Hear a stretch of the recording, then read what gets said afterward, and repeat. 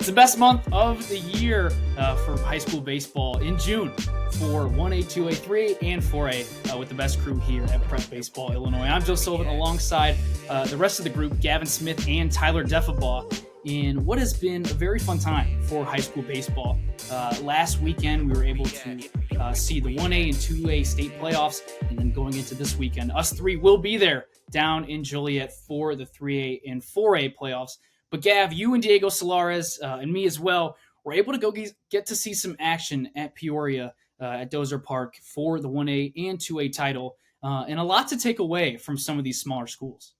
Yeah, before we kind of get too deep into it, the rest of our group here is they're out at games right now, and Diego's over in Georgia, Hammett's up at the Rock, I believe, and then Drew's over at like a kind of a scout day event, just checking out some prospects in that 2026 class. So kind of a smaller group today, but we've got a good staff here, and some I know we're going to see the 3A, 4A stuff this weekend, so I'm pretty pumped for that. But yeah, talking about 1A, 2A, Joe, Ottawa Marquette winning that 1A state title. Hey, shout out to the Tri-County boys down there in Central Illinois. You know, I played them a lot throughout high school, and I'm not surprised to see them winning a state title. But Carson Zellers, he's a senior for them. He threw a complete game in the state championship, 5 strikeouts, 3 walks, 2 runs, and 4 hits allowed. So pretty good outing from him. He's just one of those guys. You know, Velo's nothing crazy, but he attacks the zone, and he's been successful throughout the entire year from everything that I had seen for Marquette. Charlie Mullen, he kind of led the way offensively for them in that state title game. 2 for 3 with a triple and 2 RBIs. He's a really long, lanky, wiry kid. Strength still to come. He's a left-handed hitter, so good game for Mullen there. And they've got a couple other guys on that team that are pretty intriguing too. Sam Mitre is a big right-handed hitter, a lot of strength in the plate. He didn't really do a ton this weekend, but still, just from what we've seen in the past, he's a good physical kid that 2025 that I think some coaches will be intrigued by. But for Marquette, the overall impression for me was Alec Novotny is a really good baseball player. On the mound, he was up to 86 miles an hour. Really clean mover, athletic, loose arm. And then at the plate, pretty short, direct swing, nothing too crazy. It's not a lot of pre-pitch movement. And then defensively, too, up the middle. Clean defensive actions. Plays it right. Gets the out. Does the routine play. So Novotny was a really big winner for me, and I think he's probably that top prospect on that Marquette team. And if I didn't mention, he's a sophomore. He's 2026, so junior to be next year. But yeah, good look there at Novotny and Marquette as a whole. So for Marquette, obviously a lot of really good performances over the weekend that helped them win the 1A state title. They were a team that were just really able to convert off of a lot of mishaps, not only in that championship game, but also the semifinal game to lead them to that state title. They took on Altamont, a team in that 1A state championship, and was really a battle back and forth early on, but Marquette got comfortable and was able to kind of cruise their way to the state championship. Yeah, and Marquette, I mean, I didn't really mention it earlier, but they're the kind of team, they're very similar for the 1A level to like a Joliet Catholic or like an Edwardsville, where they're really well coached. Coach Hopkins always does a good job. And if you make a mistake, they're going to capitalize off it, just like JCA Edwardsville does. There's a lot of bunting. There's a lot of good defense being played, not a lot of errors. And if the other team makes an error, they're going to find a way to capitalize off of it. And, we saw Marquette do that. And they have guys on the mound, again, that they're going to throw strikes. They're going to get outs, and, they won that game. But looking at Altamont, really the 2 guys that stood out to me, you got Dylan Elam and Cade Millville, both right-handed pitchers. Elam is he's a senior. He's a Kaskaskia commit. He was up to 85 with his fastball. He threw in the state semifinal game. He's got a sharp slider, really easy mover, not a ton of effort at all. Threw a lot of strikes, and he had a good outing for them and brought him to the state title. And then looking at Millville, he's a 2026, really wiry body, pretty raw right now. It was a low 80s fastball, but he had a quick arm, struck out 3 in the state finals, and threw 5.2 innings. They lost that game, but Millville only allowed 1 run in the game. He had a good outing. He did what he could, threw strikes. So a good look at him. He's kind of a prospect that at least I didn't know about going into the weekend, but I think leaving it now, he's kind of one to watch for and to follow throughout the rest of his prep career. And then Caden Miller, he was a senior. He was playing third base a lot. Not a lot of uh, success on the field. Like he didn't, I shouldn't say success, but he didn't get a lot of results at the plate. But just something to note, like he was a really, really physical build, strong kid, hit a lot of foul balls, like they were very hard hit. He actually hit a foul ball home run onto the street at Dozer Park. So if you have been to Dozer, in left field, there's a big fence, and right behind that fence is the uh, like the street, and he hit a ball onto the field there or onto the road there, and it was really impressive to see that. He just got a lot of raw strength there, but three good names there that came away winners for me and impressed after this weekend. And going into the weekend, last Friday, kind of all eyes were in on that semifinal game, the first game of Friday, which was Marquette against Route Catholic. Route Catholic, a team that we really thought could win the title. They got a ton of talent, kind of up and down the board. And if it wasn't really for one bad inning, they could have had a shot to get to that state championship game. But a lot of good stuff we got to see from some of their guys. Yeah, totally. I think Conrad Charpentier, he's kind of the one that sticks out. He's a Lincoln Land commit.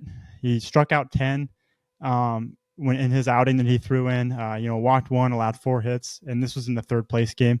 So this was on Saturday. But he attacked the zone, velo again, nothing crazy, probably low 80s. But 72 out of 101 pitches for strikes. Really impressive outing for him.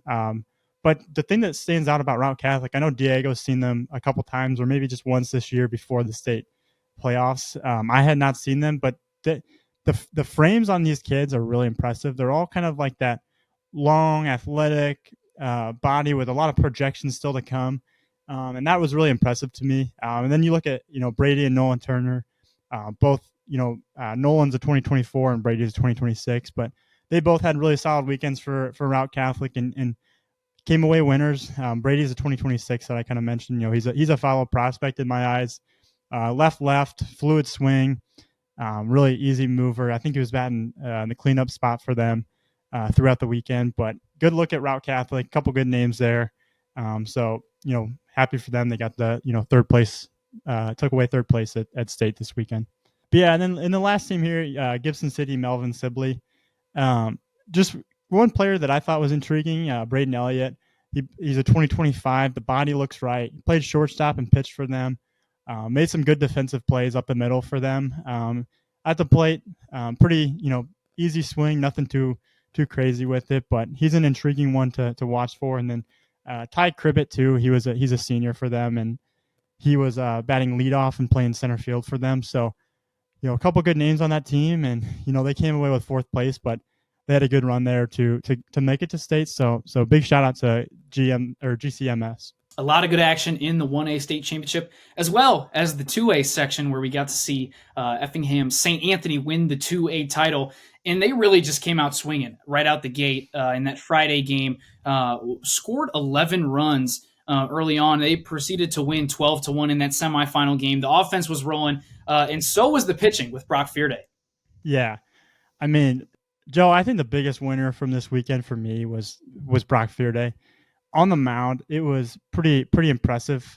You don't see a lot of guys at the 2A, 1A, 2A level that work like he does, but really simple, like athletic mover, good body on him. He was up to 88, mid 80s guy. He had a really good slider. So I was really impressed with Brock Fearday. And then at the plate too, left-handed hitter. He just kept hitting throughout the weekend. He had multiple hits throughout the week or throughout Friday, Saturday. Like I was really impressed with him and just their team as a whole. I know coming into that, Diego had seen them, and he kept saying like, "Hey, these guys are don't let the Bulldogs get hot. Don't let the Bulldogs get hot." And hey, I mean, he wasn't lying. Like 1 through 5 in that lineup. If you look back at the stat sheet from each game, like those guys were just tearing it up. If it got to that 1, 2, and 3 in the order, like man, these guys are going to start hitting, and you better be careful how you pitch to them because that lineup just bangs. Like they got a lot of hits in the right time. They produced a lot of runs. And Fearday was a big part in that. And then Brady Hatton too. He's playing first base for them. He's a 2025.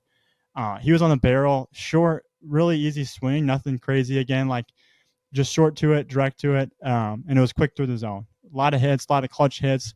So I was really impressed. Their offense exploded in that state title game. They played a good Maroa Forsyth team, but they exploded in the first 2 innings. I think they scored 7 runs in that first 2 innings. They put up 2 in the first and then 5 in the second. So, yeah, they're a really intriguing team for me. And shout out to St. Anthony for winning that 2A state title, because they were 1A last year, moved up to 2A this year, and came away as the state champs. So shout out to St. Anthony for sure. And it's never really an easy road for any team in the state tournament. You never know where you're going to land, what kind of day you get, especially with the depth of arms that you need in the state tournament. But for a team like Maroa Forsyth, it was not easy. They had to play some really good teams to get down to Peoria. Yeah, no, they had a good weekend. They made it to the state title game. And again, they mashed up against St. Anthony, who, like I said, they just got hot at the right time, and they were rolling. So, but looking at Maroa, I think the thing that impressed me, like when we were originally looking back a few weeks ago at this 1A 2A slate, Maroa had the toughest road to the state finals. Like you got to go through in that sectional they had. You had to go through UHI, you had to go through Monticello or St. Joseph Ogden. Like there were a lot of good teams in that sectional that they played, and they came out on top. So big shout out to them. I know Caden Maurer pitched against Monticello earlier in this playoff, and Monticello, for me, I had seen them multiple times. We had them in our Power 25. They were a team I thought we were going to see in Peoria. Maroa took them down, and Caden Maurer pitched against them and beat them. And he didn't just beat them; he dominated them. It was 13 strikeouts, 12 strikeouts, or something against them. And he threw in the state semifinal game, mid-80s fastball, attacked for strikes. Like it was really impressive. I really enjoyed watching him. Quick arm. So yeah, I liked that Maroa team. And then Mitch Williams too. He was their catcher. He's a 2025. He was 5 for 5 on the weekend, 4 RBI, 2 runs, 3 walks. Like really, really stepped up when they needed him. So I didn't. Well, it was a name I didn't know. I hadn't. I was kind of unaware of him coming into the tournament or the state playoffs. But he left a winner for me. So big weekend for Mitch. And then Zane and Ace Giles, they both had impressive weekends too, to kind of help Maroa get to that state title game. For the other two teams, not the way that they wanted to end the season, but really historic years for Newman Central Catholic and Wilmington. They played each other in that third place game. Wilmington took care of business, winning that one 4-0. But a lot to take away for some of the top prospects from those two teams. Honestly, Newman Central Catholic, they have Brendan Tunnick. Everybody knows that name. So coming into that weekend, I know we were all pretty excited to just get a look at him because we hadn't seen him this year other than the Super 60 back in, I believe that was February. So he didn't honestly get the results that we were kind of expecting or hoping for, but it honestly didn't matter to me. He had a really good approach, really good swings. He just didn't get a hit, and that's baseball. Sometimes you just put it in the wrong spot, but really, really mature approach for Tunnick there. I mean, he's an athletic kid, moves well in the outfield, quick down the line. Like I was intrigued. I was impressed by him still. Like it's Brendan Tunnick. He just didn't get a hit, didn't get the results, but it was still a good weekend for him. But Garrett Matznick, he's a guy that I came into this knowing. I had seen Newman Central last year. He was playing, up the middle, playing shortstop for them. He's an athletic kid. He's got good actions. He's a 2026. I don't think I mentioned that, but he made good plays throughout the weekend. Right-handed hitter at the plate. And again, it's a simple short swing, short to the ball.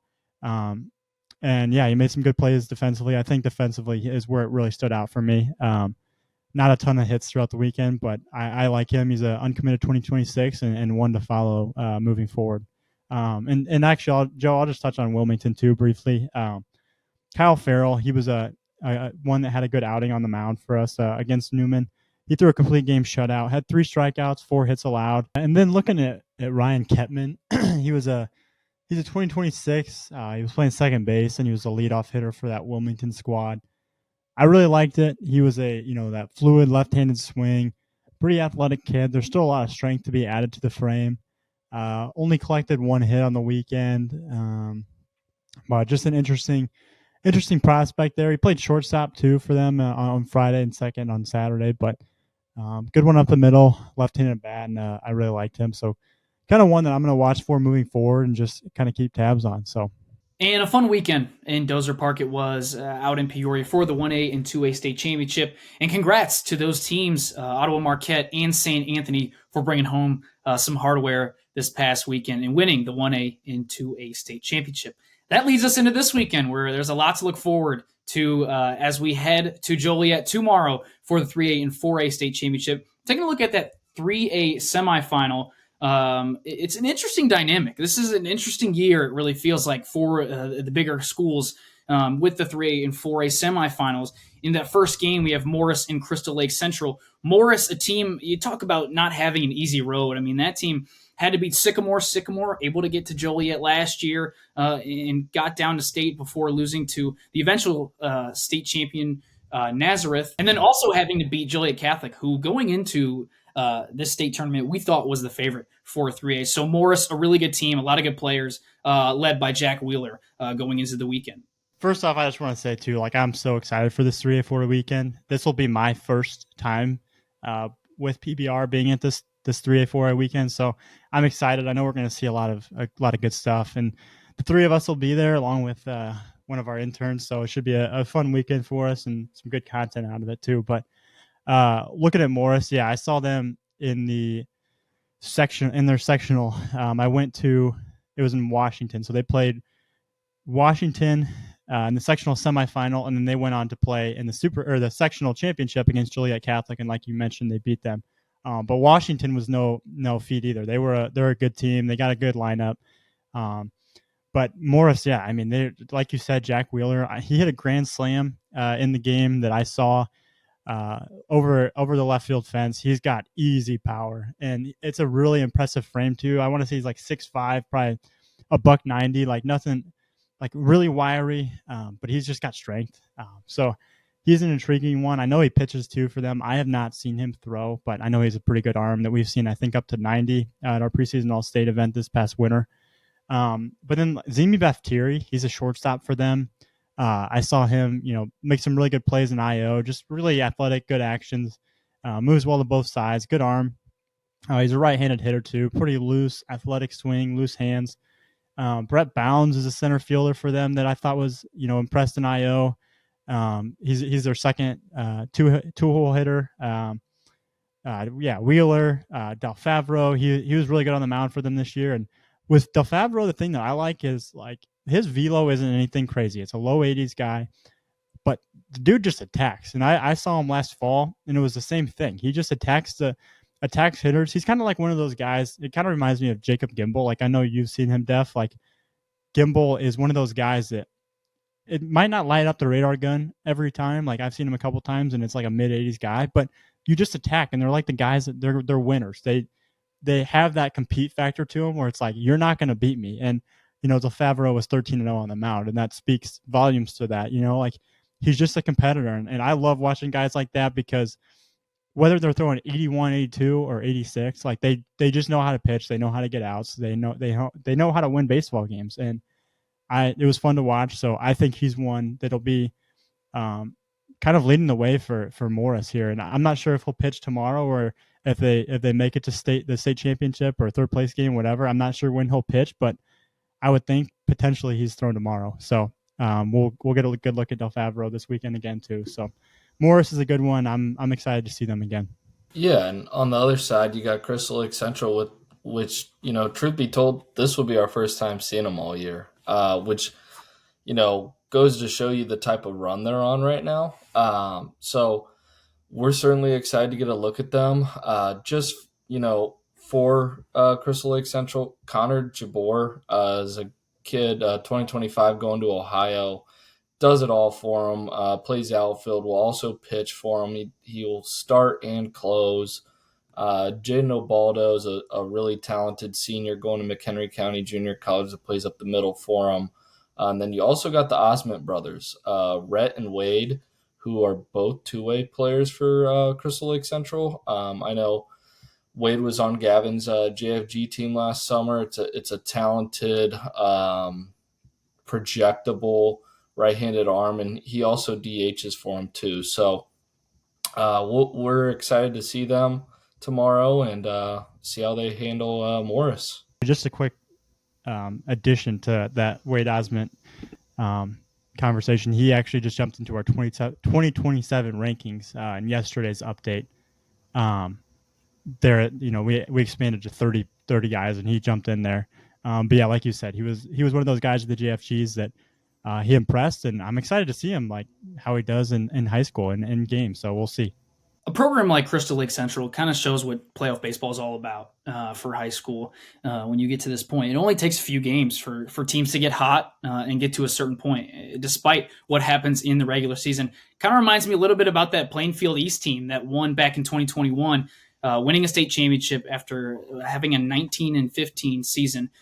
This Crystal Lake Central team getting to the semifinal with a chance to hopefully bring home some hardware. Take a look at the other side. You got two teams with Lamont and Highland, both teams that really didn't have an easy road. Obviously, we talked about it previously. It's not easy in the playoffs, having to go through teams, and you never know what a day will bring. But they beat some really, really good teams to get to this point. And Lamont, a team that steamrolled St. Lawrence, which was one of our top teams in Illinois, and then taking care of business in the super sectional to get to this point. Yeah, Lamont just keeps finding ways to win. I don't know if there's a ton of overpowering guys on that team, but they just get it done. They find ways to win. Offensively, you got Jacob Parr, Matt Devoy, Noah Tamaris, Brett Tucker. Like, there's some guys in that lineup. And they also have Cannon Maddage on the mound. So they just keep piecing it together and finding ways to win. And here they are against a very talented Highland team that I know Diego is very high on. They probably boast his favorite player of all time, and Jake Otensmeyer, who is a bat going to Eastern Illinois. They also have Garen Stone, who's done a ton of hitting for them, as well as Trey Koisher, and Chase Knable on the mound, another one of Deegs' personal favorites, as well as Trent Clemens. So those two are big on the mound for Highland, and this is a game that I think's happening early afternoon tomorrow. That should be a real fun one to watch. So in 3A, it'll be a really nice surprise, kind of with the slate that we have, different teams, different prospects that we'll get to take a look at that we haven't seen too much of this spring. But for 4A, it's a lot that we'll be very, very interested to get a look at, and whether it's prospects, teams, and stories. And it really starts with that first game in the 4A. That'll be a 4 o'clock start. It'll be Edwardsville versus Providence Catholic. Edwardsville, a team that has won back-to-back state titles in the 4A division. And Providence Catholic, a team that historically, really over the past decade, they always find a way to win in the playoffs, whether they had a bad regular season, a good regular season. This year, they were really in our top 10 and even in our top 5 for a good chunk of the year. A lot of really good bats for Providence Catholic. But this is really a star-studded game, and it'll be a fun one to start out 4A tomorrow. Yeah, Joe, I'm excited. I've seen both of these teams. I just saw Edwardsville in their super sectional game. They beat Downers Grove North. Man, they are a really well-coached team. I mean, you can't talk about Edwardsville baseball without talking about Coach Funkhauser. He does a great job with Edwardsville. Obviously, I believe this is, correct me if I'm wrong, guys, but this is their third trip to state. They won back-to-back state titles. We're going for 3 right here. So, Hunter Ball, a 2026, it's really interesting. Grayson Rathgeb, a 2025, he plays center field for them.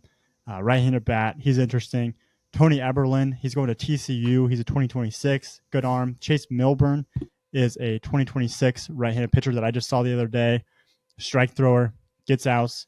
Diego has seen him up to, I believe, 88. I saw him, he was low 80s the other day, but he, again, strike thrower, gets outs, kind of like we were talking about earlier with Marquette being that 1A version of like a Joliet Catholic and an Edwardsville. Edwardsville has guys like this. Like if Chase Milburn's not mid-80s, touching 88, and he's low 80s, he's still going to find a way to get out. He's got that slider, pretty good slider, swing and miss pitch that he throws for strikes. So they're not going to make a lot of mistakes defensively. They're gonna fight you in at bats. They take really good at bats, 1 through 9. I really like the team. They're solid. They got Bryce Byers. He plays first base. Really good game. He kind of led them offensively the other day when I saw them. left-handed hitter, a lot of pop in the bat, pretty easy swing. He hit a home run over the center field wall at Illinois Wesleyan. It was a 3-run bomb, 2 outs, 3-2 count. And then Lucas Krebs, he's going to Illinois. He just committed there not too long ago. He plays shortstop for them. He can really pick it at short. And at the plate, he's a right-handed hitter. One of those simple, easy swings that we've been talking about throughout this podcast. But Edwardsville's really talented, and Providence Catholic is as well. I'll let Tyler kind of talk about them, but this should be a really good game. I'm excited to check it out. And Coach Funkhauser lost a lot of guys from that squad last year. Just regrouping and reloading, really, this team this year. He's not afraid to play anybody. We saw early on in the beginning, they play a lot of really good teams out in Missouri. Also went down to Hoover, Alabama to play some of the top teams in the South. But for a team against, Providence Catholic, a really loaded lineup. You take a look at that 2025 class, a lot of really good bats up and down the lineup, as well as some 2026s, some young guys. Tyler, this is a group that came out of a really tough sectional. They played a lot of really good teams to get here. Beat Mount Carmel in the super sectional out in Ozinga off of a walk-off from Bradley commit Jackson Smith. But a lot to look forward to with this lineup, and it's going to be a fun one.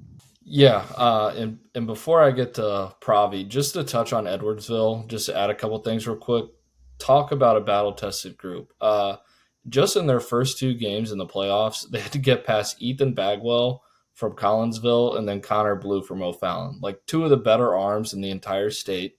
They got past them. And then on top of that, Hunter Ball, Tony Eberlin, Chase Milburn. Those are the only 3 pitchers Edwardsville has used all of the postseason so far.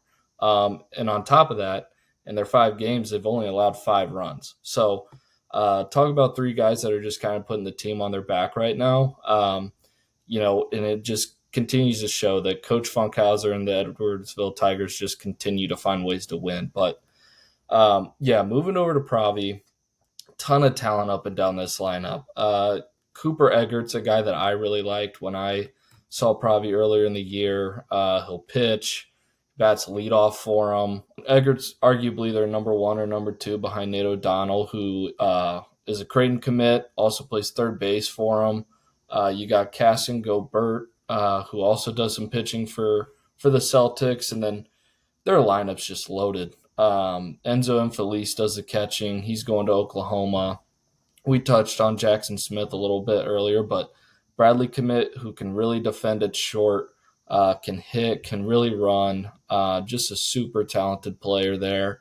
Touched on Eggert at the top of the lineup. They also have John Greenwood, who's North Park signee who plays first for him, can also really hit from the left side. And then, just to show how loaded their lineup is, Sammy Atkinson's a really talented 2026 per our rankings, and he bats towards the bottom of the lineup, and it's a kid that would probably bat at the top of many lineups across the entire state. So this is just a team that's loaded, also battle-tested. They play in arguably the best conference in the entire state in that Chicago Catholic Blue League. So it should be an absolutely crazy first game in the 4A slate tomorrow.